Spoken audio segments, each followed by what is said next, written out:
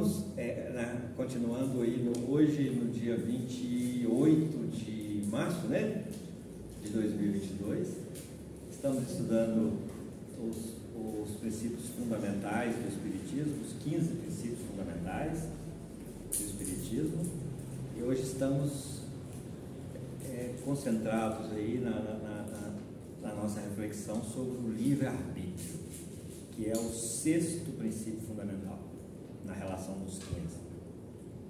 Então, estamos buscando interligá-los com os que nós já estudamos.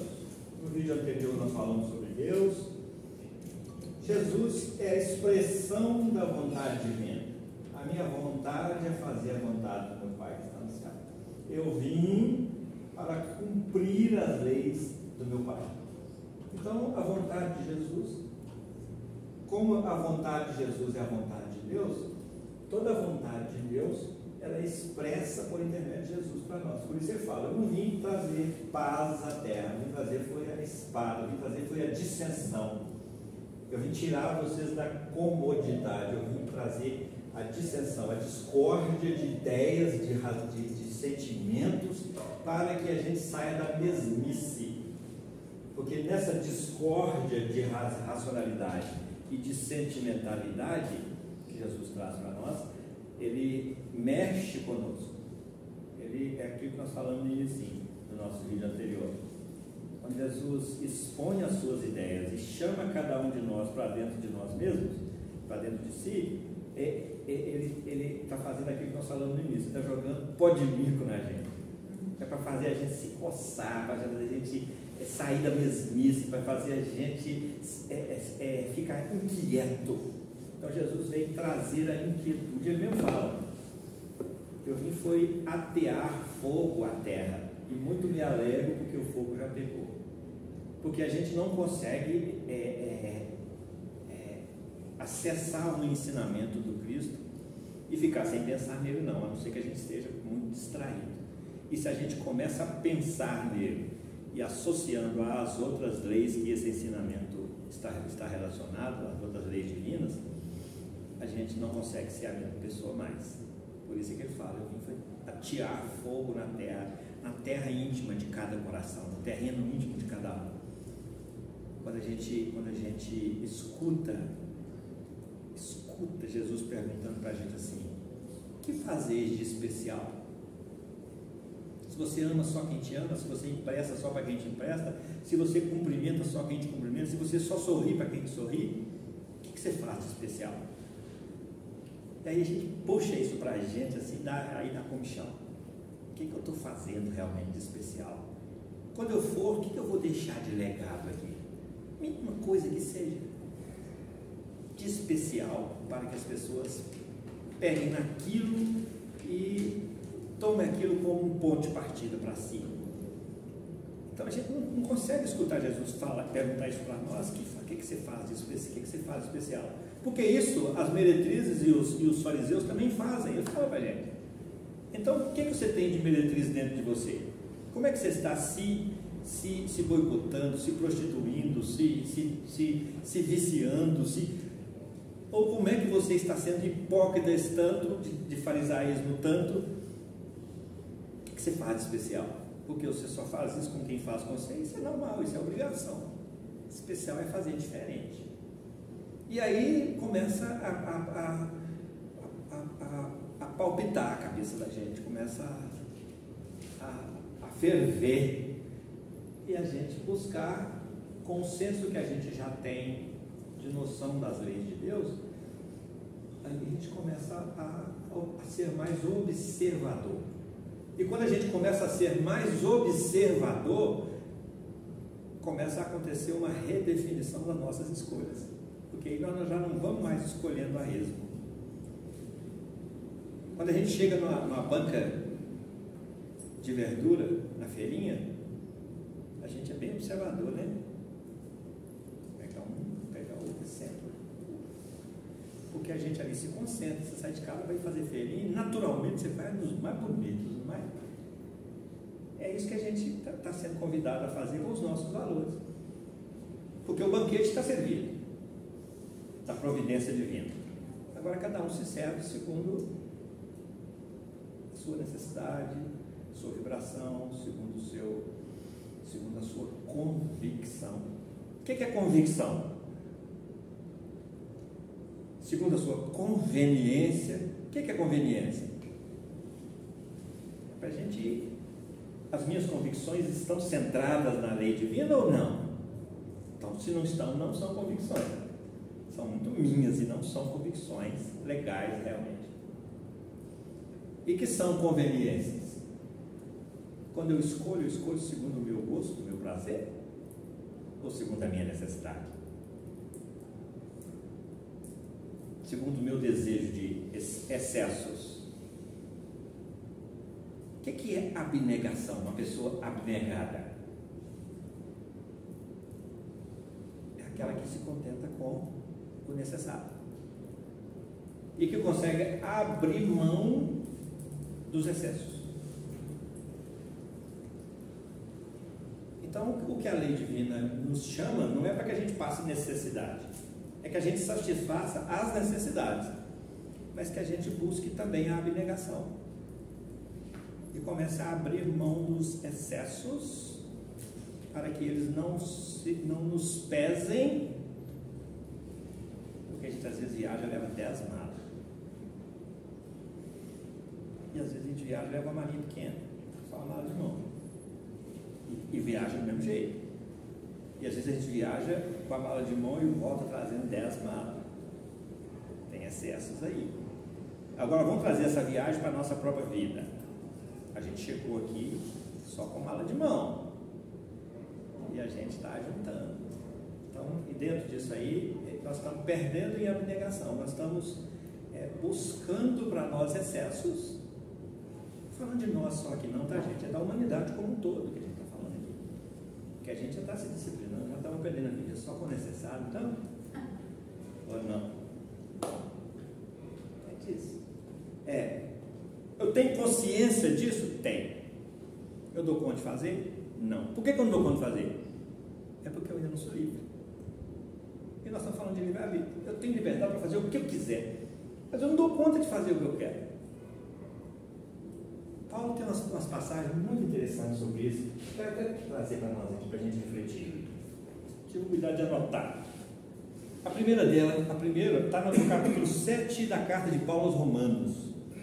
Ele fala assim: porque o que faço não aprovo. Tem a ver conosco? Porque o que faço não aprovo, pois o que quero, isso não faço, mas o que me aborrece, isso eu faço. Está falando, parece até tirando retrato de nós, né? Parece até que conhece a biografia da gente, conhece a história da gente, assim, da humanidade como um todo. Por que a gente quer, sabe, mas não dá conta de fazer? Porque nós temos consciência disso já, mas as nossas conveniências, chamando de conveniência tudo aquilo que gera em nós prazer momentâneo, efêmero, mas que satisfaz o nosso gosto, o nosso prazer, e que nos conduz às nossas paixões, à realização das nossas paixões, que são filhos dessas paixões. E em uma outra carta o apóstolo Paulo compara a paixão a um corcel indomado, sem domínio. É mais ou menos assim que a paixão funciona na gente. A paixão funciona na gente como por exemplo, como a droga funciona para o viciado. Quando a paixão mexe conosco, não há contenção, a gente vai atrás daquilo. Estou falando de paixão de namorado, não, marido, não, estou falando de paixão de valores, paixão por poder, paixão por riqueza, paixão por sexo, paixão por dominação, paixão. Porque a gente é movido por essa paixão quando a gente se entrega a ela. E é um corcel indomado, um cavalo indomado. Vai para onde quer, se não puxar as rédeas. Então aí quando a gente começa a descobrir o real sentido do nosso livre-arbítrio, nós estamos começando a pegar as rédeas na mão, para que a gente comece a controlar esse corcel. E aí eu preciso, e é naturalmente, as renúncias vão começando a acontecer. E aí a gente vai escutar Jesus: aquele que quiser seguir-me, renuncia-te a ti mesmo. Então, nessa dominação desse corcel, que é esse animal que mora dentro de cada um de nós vai redirecionando a própria vida. E para redirecionar a própria vida, é preciso de assumir as rédeas de si. E às vezes o corcel, o cavalo sai para um lado, sai para o outro, costuma até cair no buraco com a gente. Você já caiu do cavalo alguma vez, Diva? Muitas vezes. Muitas vezes. Olha só o que Paulo fala para nós. De maneira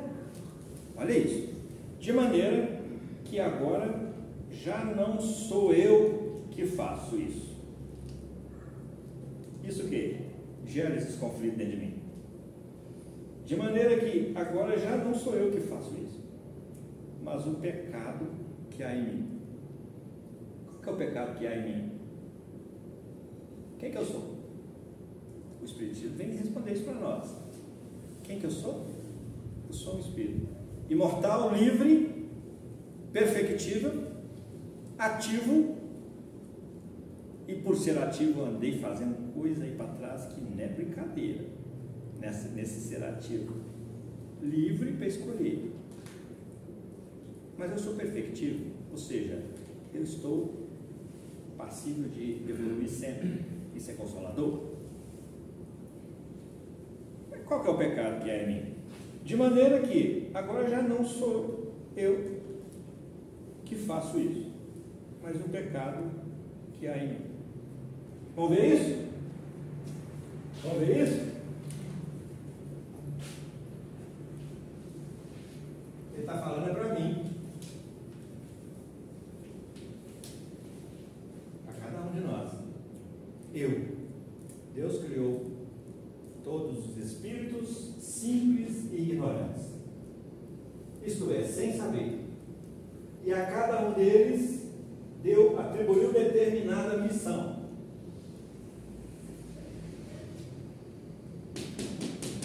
E deu oportunidades reencarnatórias,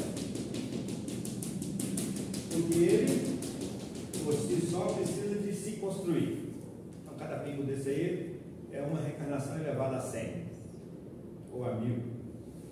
Ou seja, quantas reencarnações já tivemos? Não sabemos, mas já tivemos, foi muitas. Então, essa daqui sou eu antes de vir para cá. Quando eu venho para cá, é essa daqui agora que eu estou nela. Está contigada, está aberta. Nós não morremos ainda. Na hora que morrer, fecha. E isso tudo aqui cai para cá por mais uma encarnação. E nós voltamos desse jeito para o plano espiritual. Mas agora, nessa linha aqui, quando nós entramos nessa encarnação, nessa linha aqui, nós esquecemos tudo que nós sabíamos aqui para trás. É o esquecimento do passado. Graças a Deus, né? Se a gente lembrasse, seria terrível. Mas aí Kardec vem e pergunta para os espíritos assim: como é que eu posso saber de que natureza eu fui na minha última encarnação? Aí os espíritos respondem assim: observai as vossas tendências. O que é isso? O que isso aqui projeta aqui, no hoje? Só que esse aqui já é o resultado disso aqui tudo. Por quê? Cada um desses aqui vai agregando valor no outro, cada reencarnação agrega valor no outro. E vai junto isso aqui tudo. Esse aqui é o extrato de mim antes de eu chegar aqui, antes de eu vir para cá. Essa linha aqui é a linha da reencarnação atual. Aqui é o esquecimento do passado. Mas o passado fica esquecido, mas passam ainda por algumas frestazinhas que ainda ficam, vão passando as tendências. Quais tendências? Você morreu, vai virar santo? Você desencarnou, você vira santo? Você nasceu de novo, você vai virar santo ou vai virar demônio? Não. Onde Emmanuel fala para nós na primeira frase do livro Pensamento e Vida: A casa mental é o espelho da vida em toda parte. Cadê a casa mental? Essa síntese aqui, ó. Que o espírito, isso aqui é corpo. O espírito é aquele que pensa e que sente. É o ser pensante. É esse aqui. Está no plano espiritual. Nessa outra encarnação, ele estava aqui. Veio para aqui, reencarnou de novo. Esqueceu tudo aqui. Porque se ele lembrar, ele não dá conta de conviver consigo mesmo. Tem hora que a gente lembra do passado, da infância e entra em depressão. Por causa dos maus tratos, por causa da qualidade de vida que teve, por causa da miséria. Ouvi uma expressão, Lima Duarte falou isso, eu achei isso muito belo. Ele falou, porque a miséria não deixa marca só nos dentes. E essa miséria nem sempre é material só. É a miserabilidade moral também. Às vezes a gente lembra de coisa passada, fica de bote, porque lembrou, é resgate da memória, como é que chama esse trem, John? Memória afetiva? É memória afetiva. Memória afetiva. Reservas homeostáticas, que chama aí na ciência. A gente lembra e fica deprimido. Imagina se a gente lembrasse o que a gente já foi aqui. Imagina se a gente lembrasse se aqui a gente matava uns aos outros e comia carneiro aí. Tô doido. Hoje a gente está querendo passar alface. Olha o trem que seja. Imagina se nessa encarnação aqui agora eu soubesse quem é minha mãe, meu pai, meu irmão, meu marido, minha esposa. Se eu soubesse a relação que eu tive pelo passado, dava para ter a mesma vida que tem? Não. Então a justiça e a bondade divina mantém a neutralidade das relações aí, para que haja clima para um recomeço em paz. Mas cada um traz em si as suas próprias tendências. É isso que Paulo chama aqui. Olha só. De maneira que agora já não sou eu que faço isso. Você está falando de eu quem? Essa criatura aqui. O ser encarnado que faz isso não. Mas esse ser encarnado traz em si uma carga espiritual, uma bagagem espiritual, que ele aqui chama de pecado que há em mim. O que é o pecado? É tudo aquilo que, fruto de ações de vidas passadas, e que ficam impregnadas no nosso psiquismo, e que se manifesta no dia de hoje em forma de tendência. Tranquilo, gente? Tranquilo? Então vem a seguinte pergunta. A gente às vezes tem vontade. A gente tem vontade de fazer direito. Mas o pecado que há na gente não deixa. O que é esse pecado? Tendências. Tendências que sustentam, que fomentam as nossas conveniências. O que são conveniências? São aquilo que satisfaz o nosso gosto. Aí o gosto é integral. Está dando para entender isso bem, gente? Tá? Qual que é a minha conveniência hoje em relação a algo que eu já sei que não é o correto? Qual que é o produto desse jogo de forças? Conflito. É isso que Paulo está falando aqui. O pecado que há em nós. A bagagem espiritual que há em nós. Onde é que Jesus falou disso? Vigiai e orai para não cairdes em novas tentações. Vigiar quem? Esse sujeito aqui, que agora está aqui, ó, pulou para cá, numa outra encarnação. Vigiar quem? Vigiar esse aqui, vigiar eu. Mas para eu me vigiar, eu preciso me conhecer um pouco mais. E quando me chamam para me conhecer, eu corro, eu fujo. Aí não tem como vigiar. Para vigiar, eu tenho que conhecer. É uma coisa de falar para a Diva, eu falo, Diva, fica ali na porta e vigia. Vigia o quê? Vigia salão aqui, as pessoas que vêm para cá.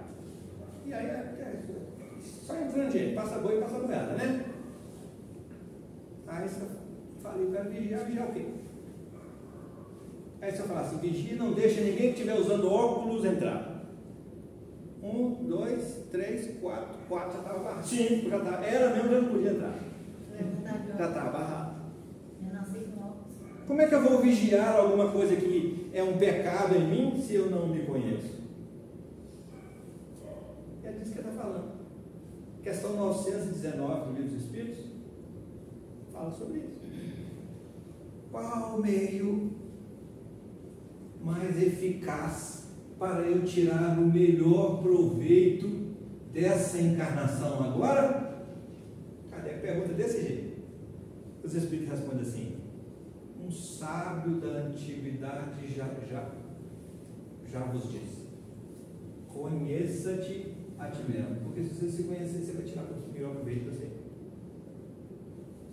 Você está usando um celular, ele tem 100% de recurso. Se você não conhece o celular, você só usa 2% dele. Se você não se conhece, onde é que está escrita a lei divina? Na vossa consciência. Se você não conhece o celular, que é o mecanismo que está dentro dele lá, que está aqui a nossa consciência, se a gente não se conhece, a gente não consegue identificar essas leis. Por que a gente não acessa essas leis? Pelas mesmas razões que a gente não acessa 100% do que o celular nos dispõe.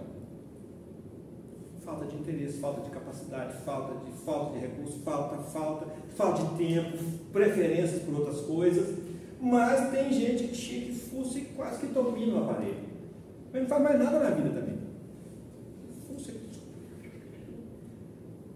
Mas nós temos outras coisas para fazer. É por isso que a gente tem muitas encarnações, porque a gente aproveita um pouquinho de tempo de cada um e vai se melhorando.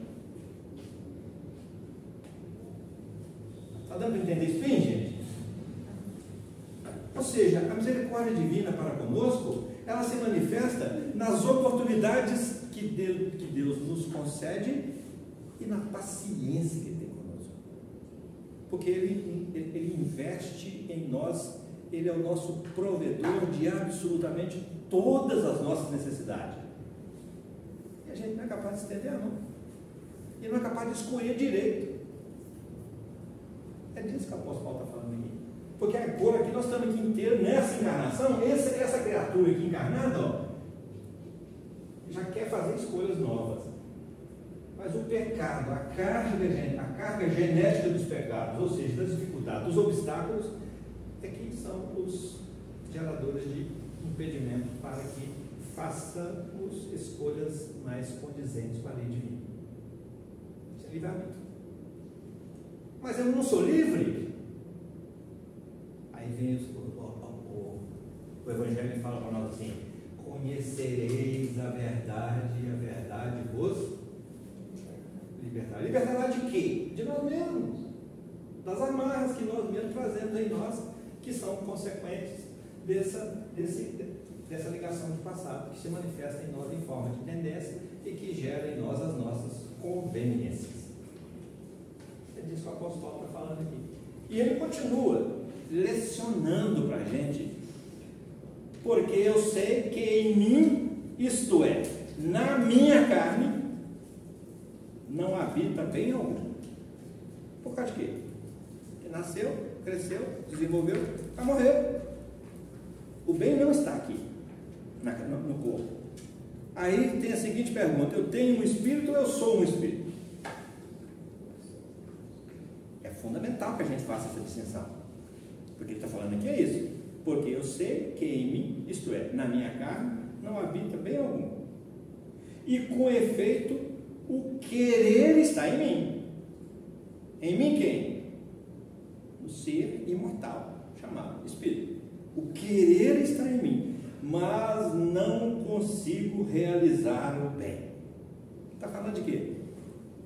Eu tenho já uma intelectualidade, eu já sei distinguir, eu já tenho isso dentro de mim, mas essas forças que eu trago comigo, que me atrelam ainda à materialidade, ainda me retém preso na retaguarda de mim mesmo. É intelectualidade e moralidade? Porque o intelecto é o básico do moral. Mas a gente às vezes descobre, intelectualiza, mas não consegue dar o salto para a moralização. Kardec pergunta para os espíritos assim: como poder definir moral? Os espíritos respondem assim: moral é a regra do bem proceder. Mas intelectualmente eu já sei. Eu não consigo aproveitar isso bem. Procedendo bem em função disso tudo que eu já sei. Que é exatamente esse salto que nós estamos nos esforçando para dar agora. E nós vamos conseguir dar esse salto. Mas não vamos querer fazer isso de uma vez só, não, né? Um pouquinho de cada vez. Se nós não formos agora, na primeira fornada dos que vão para a terra renovada, na primeira leva, né? Não vamos animar, não. Persistir, porque na hora que nós estivermos prontos, naturalmente nós entraremos em sintonia com essa nova frequência da Terra e vamos para lá. Muitos os chamados e poucos os escolhidos. Gente, em 1850, há 172 anos atrás, o planeta Terra tinha 1 bilhão de almas encarnadas. Em 172 anos, nós passamos para 8 bilhões. Qual que era o nosso pensamento em relação a quantos seriam escolhidos há 172 anos atrás? Entre 1 bilhão. Ia sobrar quantos? E agora, entre 8 bilhões, vai sobrar quantos? Que não vão estar em condição. Estamos falando isso só para a gente manter essa relativização de valores. Porque a gente, às vezes, é muito imediatista. Hoje estão na Terra exatamente aqueles que precisam estar para aprender com aqueles que já sabem alguma coisa, que já conseguiram amealhar algum valor e agregar a sua bagagem espiritual nesse caminho, e que vem agora para estar perto, para ele olhar e para ser exemplo. Por isso que Jesus fala: vós sois o sal da terra. É você que vai temperar a vida das pessoas, vai dar sabor à vida das pessoas. Vós sois a luz do mundo. É você que vai iluminar o caminho das pessoas do mundo. É responsabilidade sua, porque você tem, e quando você constrói, cria uma luz de você, você não consegue abafar essa luz mais. Onde você for, você vai ser luz e vai iluminar. É disso que ele está falando. Brilhe a vossa luz diante dos homens, para que vejam as vossas boas obras. Estão me entendendo o Evangelho? É disso que ele está falando. Então, quando o apóstolo Paulo fala para nós aqui: mas não consigo realizar o bem, embora dentro de mim já há uma convicção do que eu preciso fazer. Ele está falando de nós, que já sabemos o que nós precisamos de fazer, e que nos esforçamos e que vamos caminhando nessa direção, mas que chega na hora, nós esbarramos alguma coisa e vamos aquele escorregão, e o orgulho bate, e o egoísmo também bate, e a prepotência acorda, e a gente escorrega. É desse momento que Paulo está falando. Ele está se confessando, ele está se abrindo aqui, porque isso aqui é no meio da vida, da trajetória dele. Lá no final, o que ele fala? Ele já muda o discurso. Ele já combateu o bom combate. Lá no final da vida, ele fala assim: já não sou eu mais quem vivo, mas é o Cristo que vive em mim. Opa, a minha vontade então é fazer a vontade do Cristo, porque Ele vive em mim, Ele norteia o meu pensamento, o meu sentimento e, consequentemente, as minhas ações. Mas isso é depois de um combate bem combatido à luz do ensinamento do Cristo. Oi, Júnior. Dilema já é complicado. Imagina o trilema: querer, poder e dever. Quero, mas não posso, mas não devo, mas não quero. E esse conflito aí entra a vaidade, o egoísmo. Daí a pessoa fica cada vez mais se perdendo. E foge da necessidade, né? E foge da necessidade. E encaminha para outros processos de busca, que cada vez mais foge desse estágio de abrir mão dos excessos.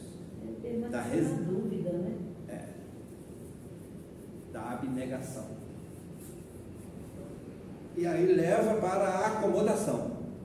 Eu sou assim, mas eu estou feliz assim, tá bom, do jeito que está. Embora esteja muito esquisito, mas tá bom. Outra hora fala assim, tá bom demais, mas tem uma coisa que está esquisita. Porque essa coisa que está esquisita é exatamente esse divisor de águas que existe dentro dele. Entre o saber, não dá para fazer ainda. Mas isso faz parte da nossa trajetória. Isso faz parte da nossa trajetória. Cabe a cada um de nós tomar partido, sair de cima do muro, fazer escolhas, exercer-se dentro do livre-arbítrio que tem. Agora com mais sabedoria, porque agora já estamos sabendo.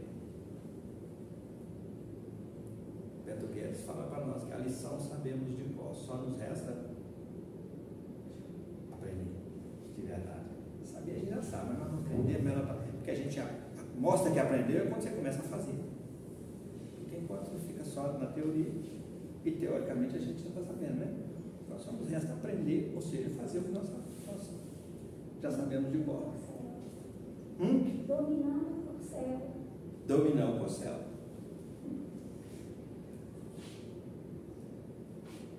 Aí ele continua, o apóstolo Paulo. Então aqui nessa passagem anterior ele está nos convidando para a renúncia. Eu preciso de renunciar. Renunciar a quê? Quando Jesus fala assim, aquele que quiser seguir-me, renuncie-te a ti mesmo. Quem é o a ti mesmo? Esse aqui. Quem é esse aqui? É um sujeito que é composto de valores. Valores que ele construiu para si com as suas escolhas aqui através da experienciação de vida. E que dentre esses valores tem alguns que são negativos e outros que são positivos. Que ele precisa de começar a positivar os negativos. Para isso, você precisa de renunciar a muita coisa que está envolvida nesse fenômeno de positivação daquilo que era negativo, ou seja, trocar valores. Então, reforma íntima não é matar o homem velho. O homem velho está aqui, ó. Está aqui, que é a síntese disso aqui, que reapareceu nessa vida. Hoje nós somos o homem velho e trazemos conosco aqui uma multidão. Como é que Jesus usava o sermão do monte? Abre, assim.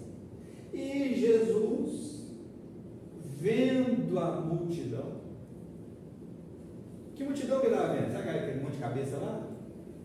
A multidão de experiências entre toda a humanidade, a multidão de criaturas em cada criatura, porque ele, como pastor, conhece as ovelhas. E Jesus, vendo a multidão, chamou para junto de si os seus discípulos e, abrindo a sua boca, começou a lhes ensinar, dizendo. E aí ele lança os 7 passos da evolução, que são as 7 bem-aventuranças, que é o início do Sermão do Monte. E começa assim: bem-aventurados os pobres em espírito, ou pobre de espírito, porque deles é o reino do céu. Opa, então é preciso empobrecer. O que é empobrecer? Perder valores, o que nós achamos que é valor. Bem-aventurados os pobres de espírito. Então nós temos que começar a perder esses valores que a gente vem amealhando segundo a nossa miopia na identificação deles aqui, que a gente chega aqui e descobre que eles não são tanto assim, tão bons assim, que não significam tanto assim, que eu preciso de trabalhá-los. Então essa é a base de tudo. As 7 bem-aventuranças começam a se assentar nessa base. Sem esse empobrecimento, não há troca de valores, não há perda segundo o que nós sentimos de perda, porque nesse exato momento aqui, toda vez que Deus entra em nós, nós perdemos o valor.